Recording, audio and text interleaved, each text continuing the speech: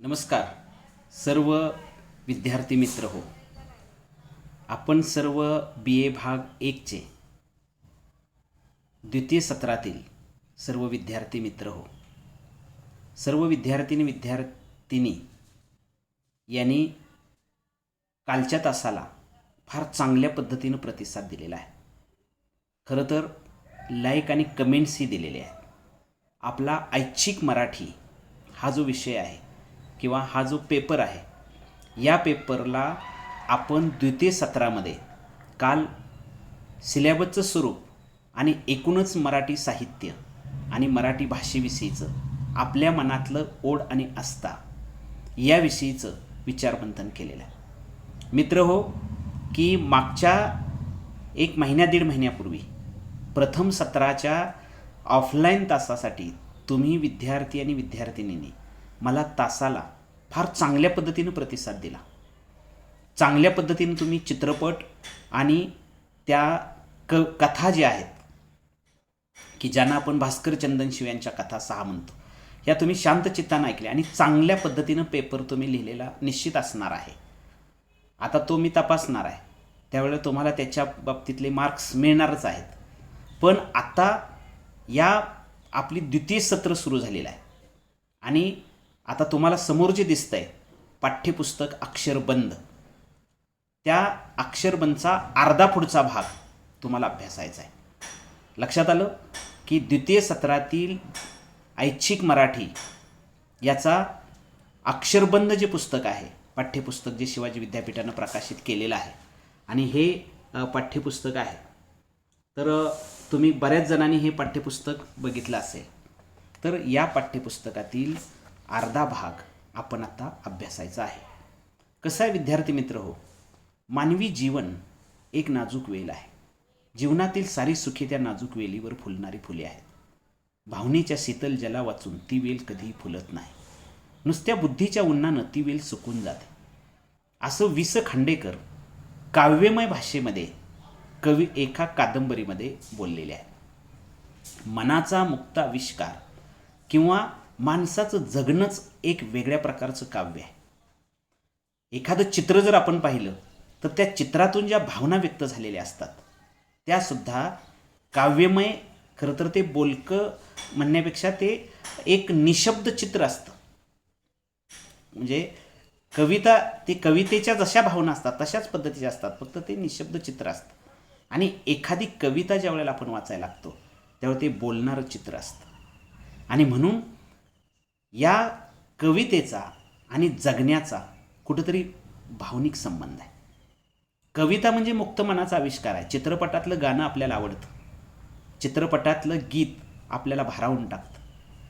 आपल्याला अजय अतुलचं संगीत दिलेलं गाणं आणि गायिकेनं गायलेलं गाणं ज्या वेळेला कानाला गोड लागायला लागतं किंवा नुसतं ते कानाला गोड लागत नाही तर आपल्या अंतःकरणापर्यंत ते जाऊन पोचतं आणि अंतःकरणातल्या सगळ्या भावना आपल्या जागृत होतात. तुम्हाला माहिती आहे, अष्टरस असतात किंवा तसं 9 रस आहेत, पण भरताना सांगितलेले 8 रस ज्या वेळेला आपण चित्रपटातून पाहायला लागतो किंवा एखादा पोवाडा ज्या वेळेला आपण ऐकायला लागतो त्यावेळेला तो वीर रस असतो.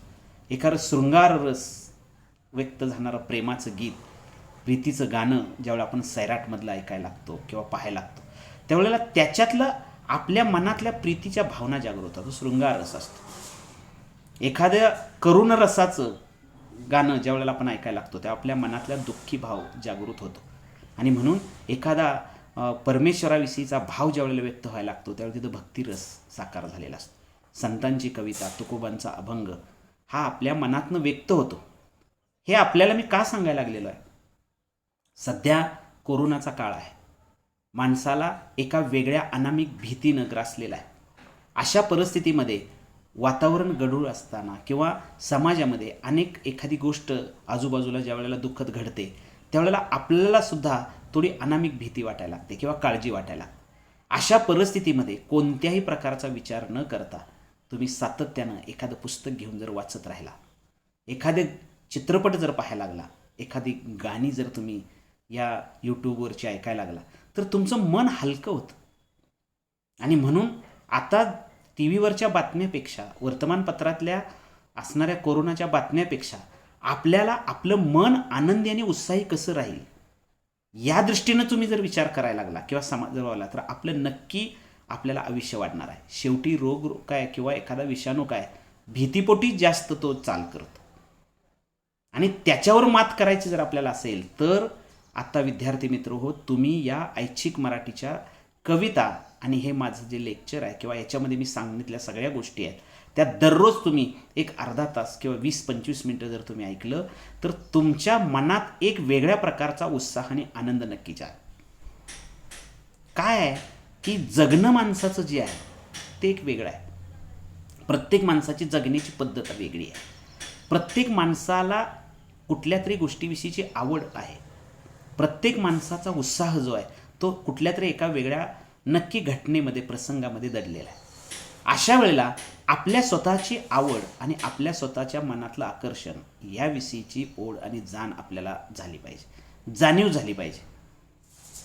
म्हणजे महाविद्यालयामध्ये ज्या वेळेला कवितेविषयीची ओढ निर्माण व्हायला लागते, एखाद्या वैचारिक ओढ निर्माण व्हायला महाविद्यालयाच्या विद्यार्थ्यांना वाचलं पाहिजे, भरपूर ऐकलं पाहिजे, भरपूर पाहिलं पाहिजे, चांगलं चांगलं पाहिलं पाहिजे, चांगलं ऐकलं पाहिजे, चांगला विचार केला पाहिजे, तर त्याच्या जीवनात प्रगती होणार आहे.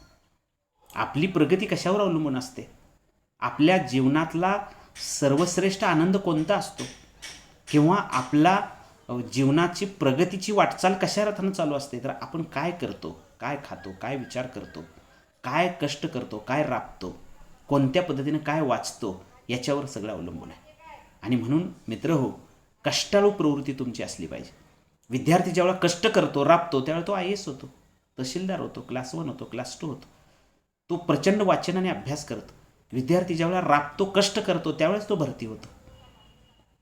म्हणजे बघा की तुम्ही तुमच्या स्वतःच्या आयुष्यामध्ये पुढच्या 2 वर्षात काय बनणार आहे हे ज्यावेळेला तुम्ही ठरवलेलं असणार आहे किंवा ज्यावेळेला तुम्ही ठरवाल त्यावेळेलाच तुम्हाला त्या गोष्टीमध्ये यश आणि समाधान मिळण्यासाठी तुमच्या प्रयत्नांची वाटचाल चालू असणार. म्हणून महाविद्यालयीन विद्यार्थ्यांना या वर्षाचा कोरोनाचा काळ आहे, तुम्हाला क्लासमध्ये फार कमी उपस्थित राहायला लागतं, पण तरी पण तुम्ही चांगल्या पद्धतीनं लेक्चर ऐकली पाहिजे, पूर्ण लेक्चर ऐकलं पाहिजे. तुम्हाला काय वाटतं ह्या लेक्चरमधनं त्याच्याविषयी कमेंट्स दिली पाहिजे. तुम्ही खाली सांगितलं पाहिजे की हे चांगलं आहे, आवडलं, ह्याच्यातला काय भाग आवडला. म्हणजे परवाच मी आमच्या SYच्या एका विद्यार्थ्यानं एक फार सुंदर कमेंट्स दिली आणि ती इतकी सुंदर कमेंट्स दिली त्या SYच्या नाही TYच्या विद्यार्थ्यानं. तर आमच्याकडे व्यक्तिचित्रण आहे आणि एका व्यक्तीविषयीचं चित्रण करताना एक व्यक्तीविषयीचा म्हणजे एक व्यंकटांना नावाची त्यांची व्यक्तिरेखा आहे ती सांगत असताना त्या मुलानं इतकी सुंदर कमेंट लिहिली. तो अमनापूरचा विद्यार्थी होता. त्यानं लगेच आपल्या गावातलं ते व्यंकटांना म्हणजे त्या व्यक्तिचित्रण त्या लेखकाने रंगवलेलं आहे, गावचा पुढारी आणि ते सामाजिक सुधारणा करणारा आणि 1960-70च्या दरम्यान सुधारणावादी विचार डोळ्यासमोर ठेवून गावामध्ये सरपंच आणि पोलीस पाटीलपद एकच व्यक्ती भूषवत होते. अशा या माणसाचा त्यांना ऐकल्यानंतर त्यांना अमनापूरच्या एका माणसाचं वर्णन केलं की आमच्या गावामध्ये सुद्धा तशा प्रकारची एक व्यक्ती होऊन गेलेली. म्हणजे ही जाणीव होणं, हे व्यक्त होणं हे त्या दृष्टीनं अत्यंत महत्त्वाचं आहे. तुम्ही सुद्धा आत्ता अक्षरबंध या पुस्तकातल्या कविता वाचताना किंवा ऐकताना किंवा हा विचार करताना तुम्हाला सुद्धा त्या दृष्टीनं काय वाटतंय हे लेक्चर ऐकल्यानंतर याच्यामध्ये कमेंट्स तुम्ही दिली पाहिजे. बघा तुम्ही यूट्यूबवरती लेक्चर जेव्हा बघता त्यावेळेला खाली कमेंट्स येते आणि त्याच्यामध्ये तुम्ही नुसतं मस्त आहे, चांगलं आहे यापेक्षा तुम्हाला काय वाटतंय, या कविते वाचून तुम्हाला काय वाटतं, हे ऐकून तुम्हाला काय वाटतं, ह्या लेक्चरविषयी तुम्हाला कोणती जाणीव होते, हे लेक्चर ऐकल्यानंतर तुम्हाला काय मिळालं, काय जाणीव झाली, हे कमेंट्स तुम्ही दिली पाहिजे, लाईक केलं पाहिजे, मग तुमची हजेरी लागते. ही गोष्ट आता सांगण्याची वेळ आली आहे कारण बरीच विद्यार्थी पाहतात पण लगेच 5-10 मिनिटात ते पाहून सोडून देतात. पण तुम्ही पाहिलं पाहिजे. बरेच जवळजवळ मराठीचे आजचा लेक्चर जे आहेत ते जवळजवळ बऱ्याच विद्यार्थ्यांनी पाहिलेले आहेत. 5-6 विद्यार्थी कमेंटसुद्धा दिलेले आहेत. तर मित्र हो, फार चांगल्या पद्धतीनं तुम्ही या द्वितीय सत्रामध्ये सहभागी होत आहात. तुम्हाला लिंक वेळेत मिळते आहे, ती ओपन करून तुम्ही बघा आणि चांगल्या पद्धतीनं त्याचा स्वीकार करा. काल मी तुम्हाला या ऐच्छिक मराठी आपल्या जो द्वितीय सत्रातला जो सिलेबस आहे तो सांगितलेला होता. काय सिलेबस आहे तो सांगितलेला होता. या अक्षरबंधमध्ये सुरुवातीला जसा या म्हणजे भास्कर चंदन शिवेंच्या कथा आणि चित्रपट याशी 2 टॉपिक होते. तर एक टॉपिक परीक्षेला वगळलेला होता.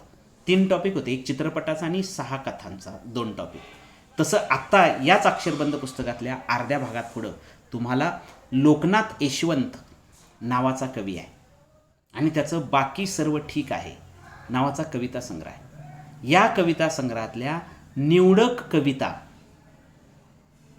या पुस्तकामध्ये दिलेल्या आहेत. त्याच्याविषयी प्रस्तावना दिलेली आहे, त्या कवितेचा आशय दिलेला आहे. यात एकूण किती कविता आहेत तर 16 कविता आहेत. अगदी छोट्या छोट्या आणि अत्यंत साध्या सोप्या सामाजिक कविता आहेत. कवीला स्वतःची अस्मिता जागृत होण्यासाठी, स्वतःची जाणीव ज्या वेळेला झालेली आहे आणि ज्या वेळेला कवी सामाजिक वास्तवतेनं ज्या वेळेला अस्वस्थ होतो, त्याला त्याच्या स्वतःच्या जीवनामध्ये जगताना स्वातंत्र्य, समता, विश्वबंधुत्व याचा पुरस्कार ज्या वेळेला कवी करायला लागतो, त्यावेळेला माणूस म्हणून ज्यावेळेला तू जीवन जगायला लागतो, त्यावेळेला या कवितेचा केंद्रबिंदू माणूस आहे. जात पात धर्म या पलीकडे जाऊन मला माणसाचं जीवन जगायचं आणि कवीला जातीयतेचे चटके ज्यावेळेला सहन करावे लागतात, त्यावेळेला त्याच्यातून मुक्त होण्यासाठी कवी आपल्या मनातल्या या सगळ्या जाणीवा जो आहे तो व्यक्त करतो. म्हणजे तसं पाहिलं तर ही कविता दलित जाणीवेची कविता आहे, दलित अस्मितेची कविता आहे.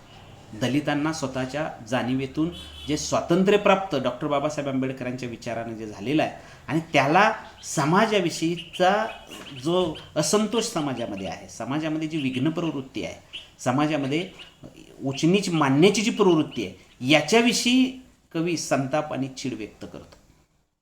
आणि म्हणून कवीनं फार सुंदर कविता आहेत, एकदम सोप्या कविता आहेत, आता तुमच्या पुढे लक्षात येणार आहेत. तर याच्यातल्या 8 कविता या पहिल्या कशामध्ये आहेत, पहिल्या भागामध्ये आहेत आणि दुसऱ्या भागामध्ये पुन्हा 8 कविता आहेत. आणि नंतर तिसरा भाग जो आहे तो वृत्तपत्रीय लेखनाचा आहे आणि चौथा भाग जो आहे तो तुम्हाला UPSC MPSCची परीक्षेची तयारी कशी करायची आणि त्याच्यामध्ये नक्की काय येणार आहे या संदर्भातलं पत्रलेखन आहे. पत्रलेखनाचं स्वरूप, आणि पत्रलेखन म्हणजे कौटुंबिक पत्रलेखन नाही आहे.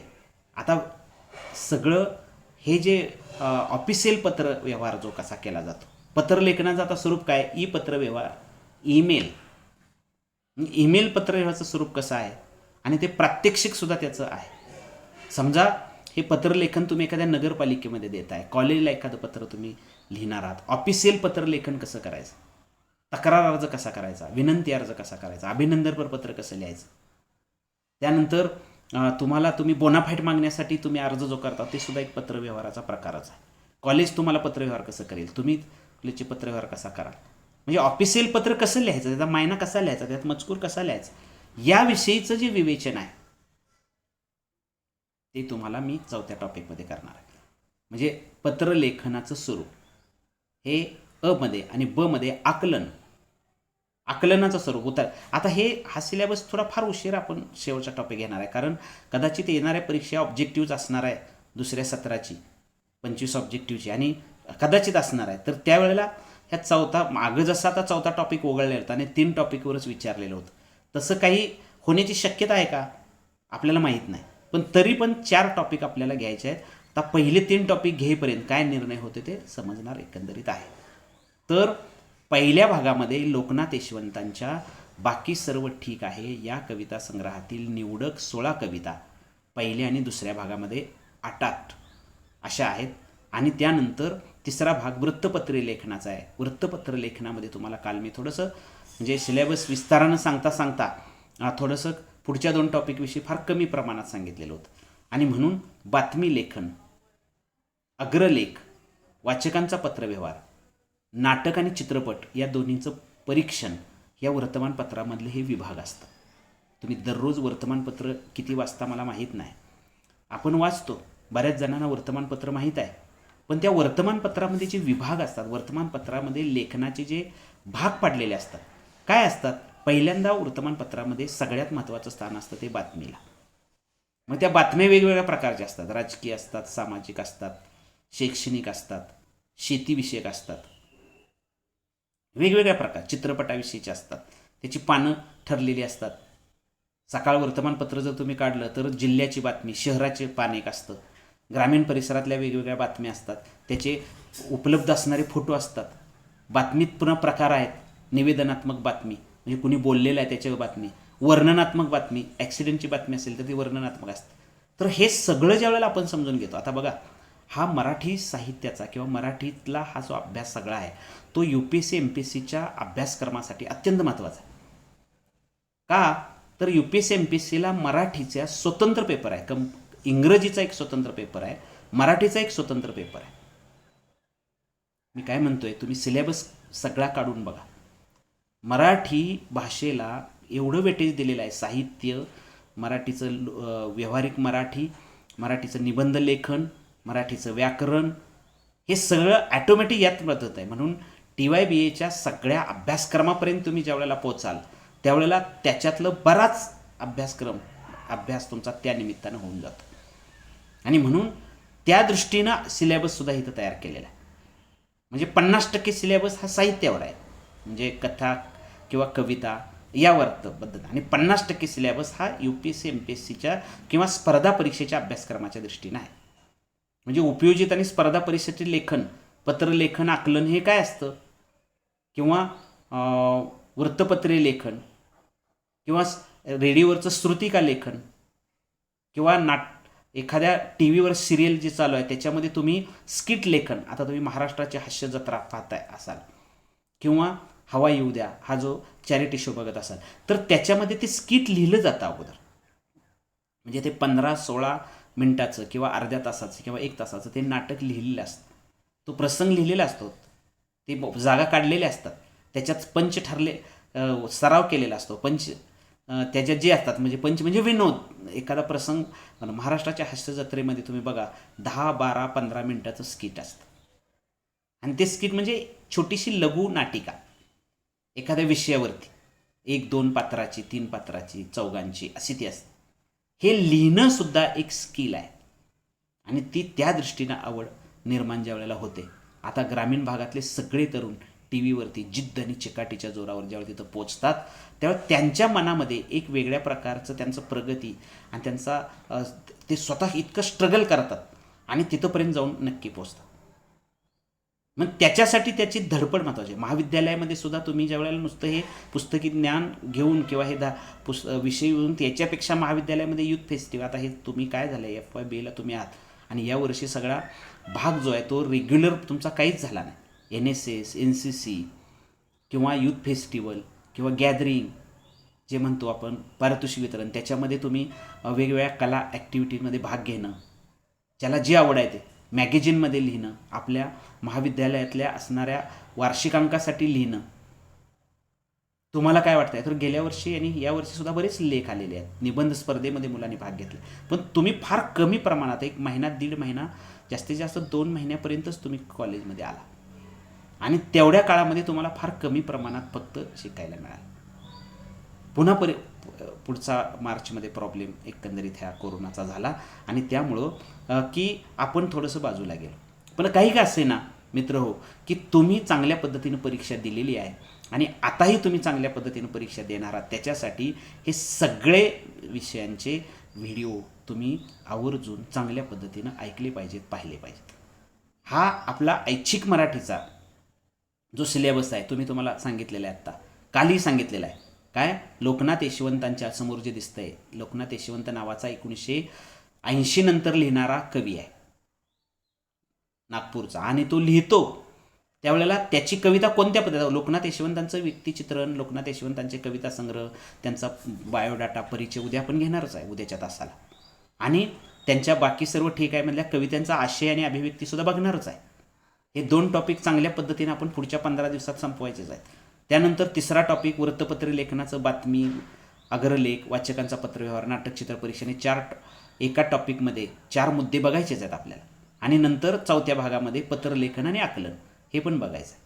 तर याच्यासाठी किती वेळ आपल्याला लागतोय, किती वेळ त्याच्यासाठी आपण देतोय, हे पुढच्या 1-2 महिन्यामध्ये हा सिलेबस संपवायचा, आणि ऑफलाईन जेव्हा तुम्ही याल त्यावेळेला तुम्हाला ॲटोमॅटिक हे सगळं ऐकून बऱ्याच गोष्टींची जी जाणीव जी आहे ती नक्की होणार आहे. तर मित्र हो, हे 4 या अर्थानं किंवा कवितेविषयीचं जाण आम्हाला तुमच्या आमच्या जीवनासाठी खऱ्या अर्थानं मराठी साहित्याचा अभ्यास किती महत्त्वाचा आणि किती गरजेचा आहे, आणि तो आपल्या जीवनासाठी किती जाणीवपूर्वकरित्या आपण त्याच्यावरती विचार करतो किंवा किती जाणीवपूर्वकरित्या त्याचा अभ्यास करतो या अर्थानं ते ठरलेलं आहे. मागचा जसा सिलेबस होता चित्रपटाविषयी आणि असणाऱ्या 6 कथेविषयी. तसाच आत्ता या टर्मला 16 कविता आणि वृत्तपत्री लेखन आणि बातमी लेखन, सॉरी, वृत्तपत्री लेखन आणि पत्रलेखन आणि आकलन. पत्रलेखन म्हणजे ऑफिशियल पत्रलेखन आणि आकलन हे 4थ्या टॉपिकमध्ये. आणि वृत्तपत्री लेखनामध्ये बातमी, अग्रलेख, वाचकांचा पत्रावर परीक्षण हे 4 छोटे छोटे मुद्दे 3ऱ्या टॉपिकमध्ये. आणि पहिल्या 16 कविता 2 टॉपिकमध्ये. तर या पद्धतीनं तुम्ही तिथंपर्यंत आपण पोचणार आहे. भरपूर चर्चा करणार आहे, चांगल्या चांगल्या पद्धतीनं मनोरंजक चर्चा करणार आहे. पुढच्या तासाला मी तुम्हाला कदाचित काहीचे फोटो, काही विषयीची जाणीव किंवा हे सगळं एकंदरीत देणार आहे. फक्त तुम्ही ऐकणं, पाहणं आणि त्याविषयी फक्त संपूर्ण व्हिडिओ पाहून लाईक आणि कमेंट्स देणं ही अत्यंत गरजेची गोष्ट आहे. आणि तुम्ही ते निश्चित द्याल असं मला वाटतं. मित्रहो, फार चांगल्या पद्धतीनं तुम्ही या ठिकाणी या 2री सत्रामध्ये सहभागी झालेला आहात. त्याबद्दल प्रथम सुरुवातीला मी तुमचं पुन्हा एकदा शेवटी या तासाच्या पुन्हा तुमचं स्वागत करतो आणि थांबतो.